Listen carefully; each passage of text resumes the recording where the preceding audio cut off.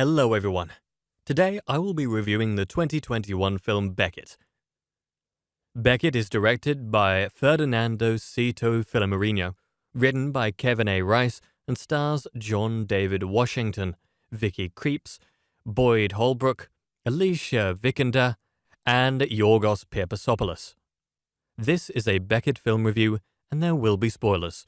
If you like our movie reviews, please like this Beckett film review, as that helps us out with YouTube's algorithm, and consider subscribing. Once subscribed, click the bell notification box, and you are all set. Please also consider becoming one of our patrons on Patreon. Link in the description. What's every American's greatest fear when they travel abroad? Forgetting their passport at home, getting lost in translation, stumbling into a complicated political conspiracy? Obviously the latter, or at least Ferdinando Cito Filomarino thinks so with his new mystery actioner, Beckett. But beyond basic thrills and bureaucratic corruption, the film is a robust study of grief and regret, and how the audacity of our surrounding world forces us to keep looking forward before we can properly process all these emotions. Beckett follows the titular character, played by John David Washington, as he and his girlfriend April enjoy a romantic romp through Greece. Leaving on a late-night excursion from Athens to a more remote locale, so as to avoid an oncoming political rally, Beckett dozes off at the wheel and the couple careen off the road, crashing into a house and fatally wounding April. After giving as detailed an account of the crash to the police as he can, which includes seeing some people still living in the house, which police tell him was abandoned, a distraught Beckett returns to the scene in order to find some sense of closure.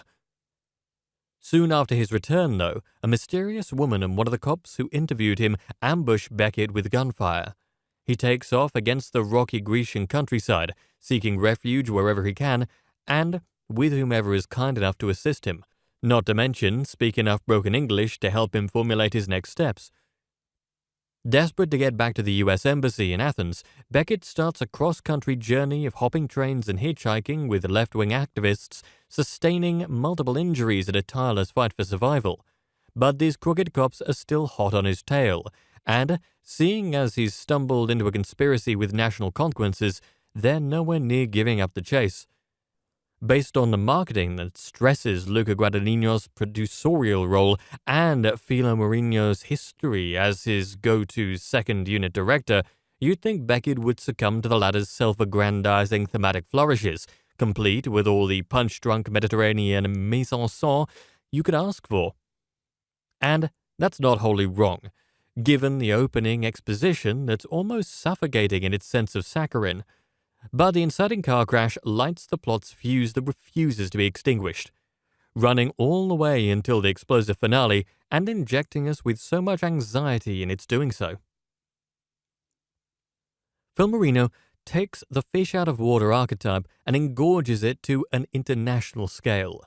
We feel the same sense of panic that Beckett feels, a man suddenly alone amidst a land and culture he knows nothing about and forced to flee for his life.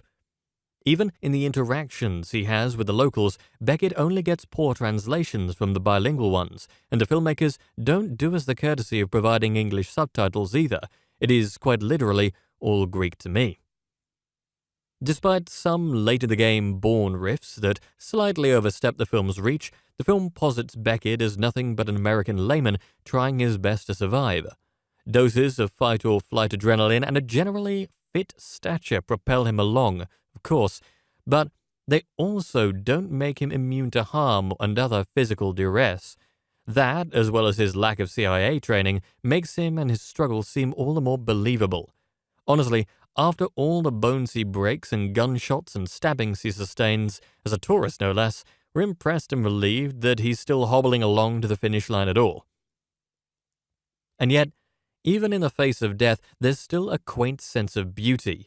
Using Sayambhu Muktiprom's camera work that wonderfully captures Greece's variety of vistas and Ryuichi Sakamoto's string-heavy music that scratches on our nerves, Filomarino conveys a contrast of how predicaments of grave danger can underscore the most tranquil of settings. Washington perfectly conveys this sensibility too, showcasing a massive range within this hour and 45-minute span. While he originally comes off as an aloof, though still charming shadow of his dad, again I need to emphasize how all that opening exposition really dragged, he morphs into a complex man, balancing painful sorrow, frightening confusion, and an awkward but competent sense of survival out of sheer necessity. A scene early on in the third act perfectly propagates Washington's ability to portray these convoluted emotions, as he recalls to Agent Tiernan his urge to revisit the site of the car crash.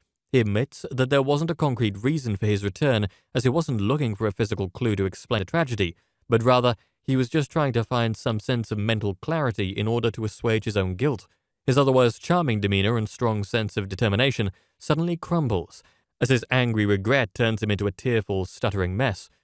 Washington's performance is a great fit for a film about wanting to do right amidst the cruelty of existence, and his supporting cast members echo this uncertainty with similar tactfulness. This also fits Beckett's messy portrayal of politics and other societal events by revealing how many uncomfortable truths can coexist, some of which are not just uncomfortable, but downright disappointing. Although that may be Beckett's stumbling block, as Philo Marino and co-writer Kevin A. Rice end up resorting to a weird centrist-friendly morality, while the film's revelations about Beckett's pursuers and the overarching conspiracy acknowledge a slovenliness of some types of political action, as well as a noted lack of ideological glamour, the film seems comfortable in abandoning its burgeoning socio-economic critique solely in favor of its core thriller mission.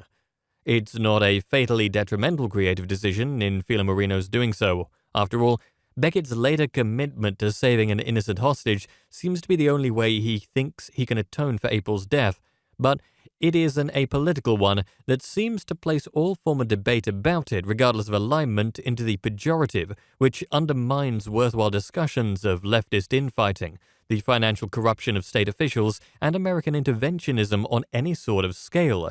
The US never met a foreign racket they didn't love, eh? Ultimately, Beckett is a fine blend of American and European thriller sensibilities, meeting somewhere in between Hollywood and heady art house as a potent pressure cooker of paranoia. Philo Marino creates an intriguing, action-packed study about the conflict of wanting to look back in regret when you really need to look forward towards survival. And Washington uses that struggle to turn in one of his most complex and physical performances to date. Despite its bumps in the roads, this is definitely an excursion worth taking. And that brings us to the conclusion of this Beckett film review. I would love to hear your thoughts on it below in the comment section. If you liked what you heard during my review, please like this video and subscribe to this channel. Thank you for viewing, and you can watch one of these reviews next.